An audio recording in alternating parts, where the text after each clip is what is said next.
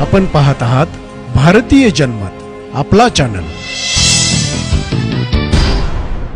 नमस्कार, मी मानसी धामणसकर। आपण पाहत आहात भारतीय जनमत न्यूज। नजर टाकूयात आजच्या ठळक घडामोडींवर। पनवेल महापालिका क्षेत्रातील निम्म्या परिसरासाठी प्रारूप विकास आराखडा जाहीर करण्यात आला आहे। या आराखड्यात 20 वर्षांसाठी 629 ठिकाणांची आरक्षणे प्रस्तावित केली असून 29 गावांचा प्रभाव क्षेत्र केंद्रात 7,358 कोटी रुपयांचा निधी लागणार आहे। पनवेल महापालिका क्षेत्रातील निम्म्या परिसरासाठी प्रारूप विकास आराखडा जाहीर झाला आहे।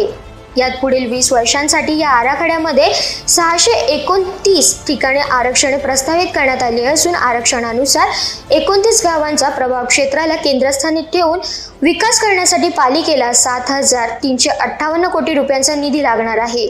नवी मुंबई आंतरराष्ट्रीय विमानतळ, मेट्रो प्रकल्प, विरार अलिबाग कॉरिडॉर, नैना क्षेत्र यांच्यासोबत पालिकेच्या 29 गावांमध्ये विकासाची गंगा पोहोचण्यासाठी रस्त्यांचे जाळे, प्रत्येक गावापासून 1 किलोमीटर अंतरावर 42 ठिकाणी शाळा, नवीन पनवेल येथे 15 एकर जागेवर विज्ञान व प्रदर्शन केंद्र, 145 ठिकाणी खेळांची मैदाने व बगीचा, 47 ठिकाणी वैद्यकीय सुविधा, गोडसा या परिसरात 62 एकर क्षेत्रावर नागरी घनकचरा व्यवस्थापन केंद्र आणि 5 वेगवेगळ्या अग्निशमन केंद्रांचा समावेश या आराखड्यात करण्यात आला आहे।